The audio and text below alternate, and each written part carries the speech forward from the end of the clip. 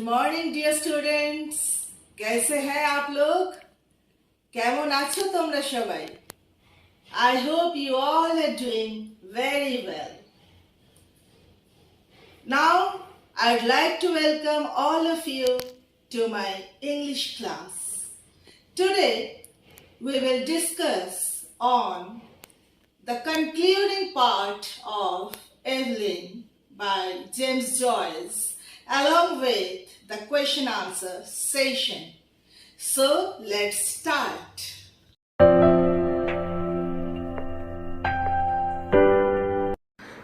Now let's continue the concluding part of the chapter. Her time was running out, but she continued to sit by the window, leaning her head against the window curtain, inhaling the odor of dusty cretonne. शाम ढल रही थी, रात्रि का समय हो रहा था, उसका घर से जाने का समय निकल जा रहा था, लेकिन वो वही खिड़की के पास धूल भरी पर्दों के पास बैठी रही. Down far in the avenue she could hear a street organ playing. She knew the air, strange that it should come that very night to remind her of the promise to her mother, her promise to keep the home together as long as she could. She remembered the last night of her mother's illness. She was again in the closed dark room at the other side of the hall, and outside she heard a melancholy air of Italy. दूर गली में उसे एक वाद्य यंत्र की आवाज सुनाई दी. उससे उत्पन्न संगीत ठीक वैसा ही था जो उसकी माँ की मृत्यु के दिन बाहर गली में बज रहा था. उसे बड़ा अजीब महसूस हुआ. उसे उस दिन की बातें याद आने लगी जिस दिन उसकी माँ की मृत्यु हुई थी. उसे अपनी माँ से किया गया वादा याद आ गया. उसने माँ का मृत्यु के समय वचन दिया था कि जब तक संभव हो सकेगा वो परिवार को संगठित रखेगी, परिवार के सदस्यों को एकजुट रखेगी.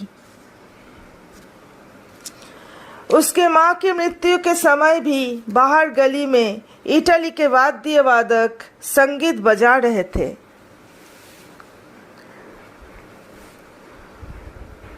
The organ player had been ordered to go away and given 6 pence. She remembered her father strutting back into the sick room saying, "Damned Italians coming over here."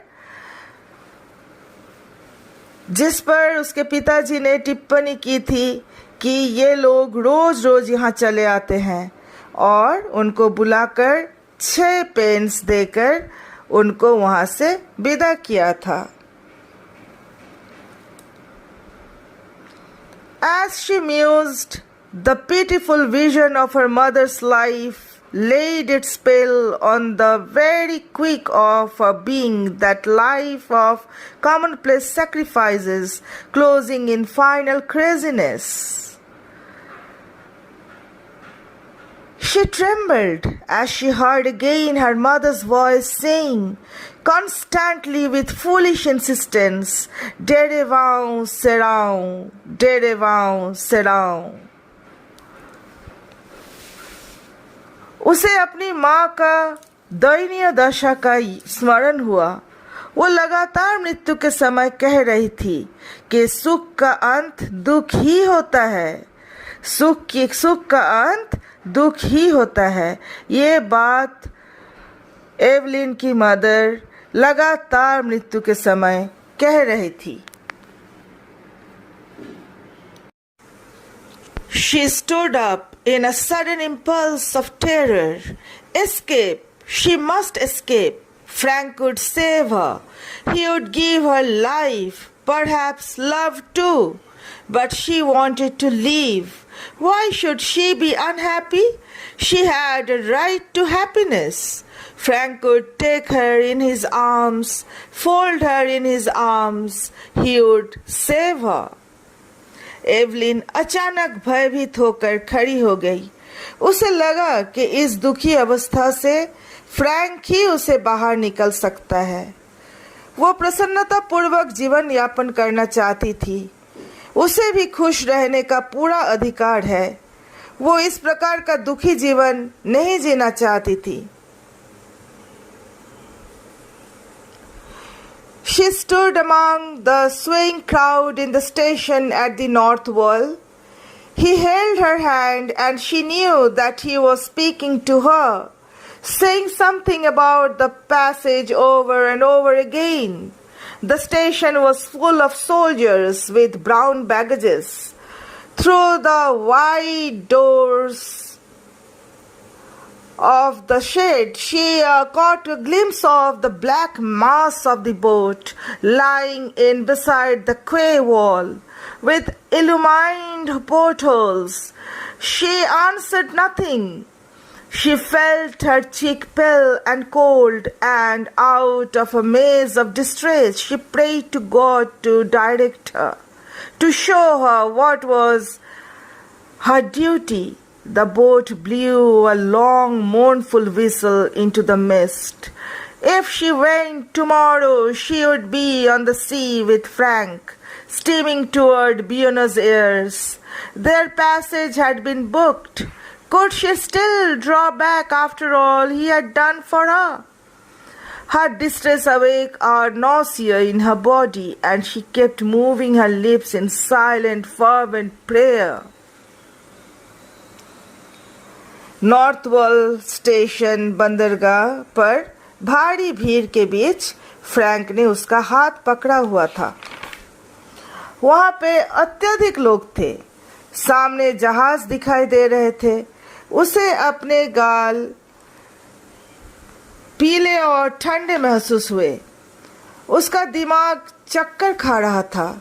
ऐसा लगा कि वो किसी स्वप्न की अवस्था में है। उसने ईश्वर से मार्गदर्शन हेतु प्रार्थना की। फ्रैंक के साथ ब्यूनस एयर जाने के लिए जहाज पर सीट बुक थी, लेकिन एवलिन लगातार ईश्वर से प्रार्थना कर रही थी कि वो उनका मार्गदर्शन करे, वो उसे सही दिशा दिखाए। फ्रैंक ने उसके लिए इतना कुछ किया कि वो सोच रही थी कि क्या अब पीछे हटना ठीक होगा। A bell clanged upon her heart. She felt him seize her hand. Come! All the seas of the world tumbled about her heart. He was drawing her into them. He would drown her. She gripped with both hands at the iron railing. Come! No, no, no. It was impossible. Her hands clutched the iron in frenzy. Amid the seas, she sent a cry of anguish. जहाज ने इस धुंध में एक दुखदाई सीटी बजाई। उसे लगा फ्रैंक ने उसका हाथ कसकर पकड़ा हुआ है और कह रहा है, आओ आओ एवलिन। और एवलिन ने दोनों हाथों से कसकर लोहे की रेलिंग को पकड़ लिया और उसे छोड़ने को तैयार नहीं हुई। फ्रैंक ने उसे फिर आवाज़ दिया, आ जाओ एवलिन, आ जाओ। लेकिन एवलिन ने मना कर दिया कि नहीं नहीं नहीं, ये असंभव है, ये मैं नहीं कर सकती और मैं नहीं आ सकती। Eveline, Evie! He rushed beyond the barrier and called to her to follow. He was shouted at to go on, but he still called to her. She set her white face to him, passive, like a helpless animal. Her eyes gave him no sign of love or farewell or recognition.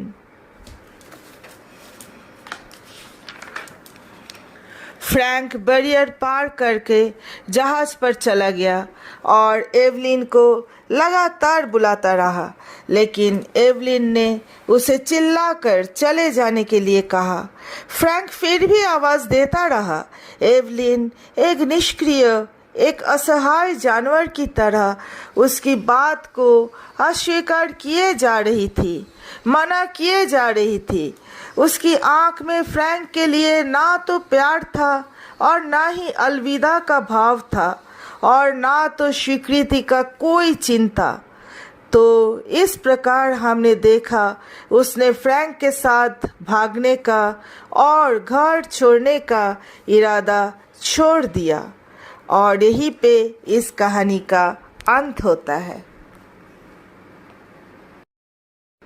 Thus, the end of the story depicts the heaviness of Eveline's heart and her helplessness and inability to move on and being decisive. She got stiffened and did not go with Frank. All this depicts her passiveness and burden of leaving her family for her personal benefit. The author James Joyce focused more on the pitfalls of getting stuck to the past and the conflict between family and personal life and future. He used Eveline's character to present the dilemma in the mind of people of Irish society.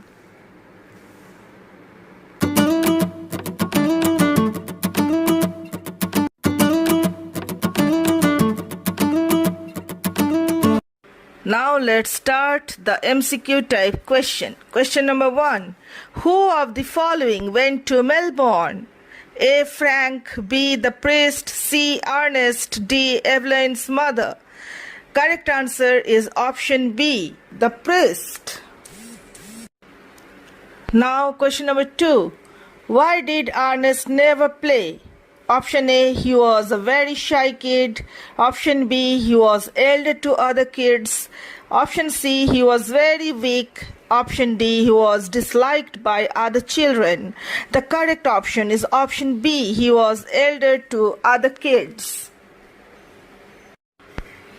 Question number 3. What is the meaning of Dere vow, Seraun? Option A, no gain without pain. Option B, life is painful. Option C, the end of pleasure is pain. Option D, all of the above. Correct answer is option C, the end of pleasure is pain. And the question number 4, who was Frank? Option A, he was a friend of Eveline. Option B, he was a sailor in the shipping company. Option C, he was a citizen of Argentina. Option D, all of the above. Correct answer is option D, all of the above. Now, let's start with the understanding the text. Question number 1. Name the 2 characters in the story whom Eveline liked and loved, and 2 she did not. What were the reasons for her feelings towards them? Answer. In the story Eveline by James Joyce, Eveline liked and loved her mother and Frank. They both had an important position in Eveline's life. Her mother believed the family was above everything. She would provide them comfort and she would bear torture inflicted by her husband on her. Frank was her love and a ray of hope for a better future, away from the present misery. She did not like her father and Miss Gowan, as they both added to her miseries and were harsh towards her. Her father would get drunk and behave inappropriately with her, while Miss Gowan made sure to criticize her at every occasion. So, she did not like these 2 characters. Now, question number 2. Describe the conflict of emotions felt by Eveline on the day she had decided to elope with Frank. Answer. When Eveline decided to elope with Frank, the memories of her happy days, her childhood, her mother and her siblings came all of a sudden in front of her eyes. She felt nostalgic about the memories of her childhood and of all the people, Harry, Ernest, and all of them who have left her house. The voice of organ player reminded of the day of her mother died. On one side, she wanted to start a new respectful life with Frank in Argentina and run away from her father's cruelty. On the contrary, the promise she made to her mother to hold the house as she could was not letting her go. Through the imagery of window and dirty curtains, the writer has presented a beautiful contrast of conflicting emotions Eveline was going through, where she has opportunity to run away, but flash of memories were restricting her from eloping. Now question number 3. Why do you think Eveline let go of the opportunity to escape? Answer. Eveline let go of the opportunity because she was struck with the memory of her mother and siblings. Also, she felt a sense of responsibility and was burdened by the promise she made to her mother that she won't let her house to break and she will hold all the members together as long as she could. That's why she did not elope with Frank, feeling a sense of responsibility towards her mother and family. And now, question number 4. What are the signs of Eveline's indecision that we see as the hour of her departure with Frank neared? Answer. As the time for eloping was coming near, Eveline suddenly got distressed and turned pale. She also prayed to God to direct her about her duty. She felt a sense of nausea and cried of her anguish.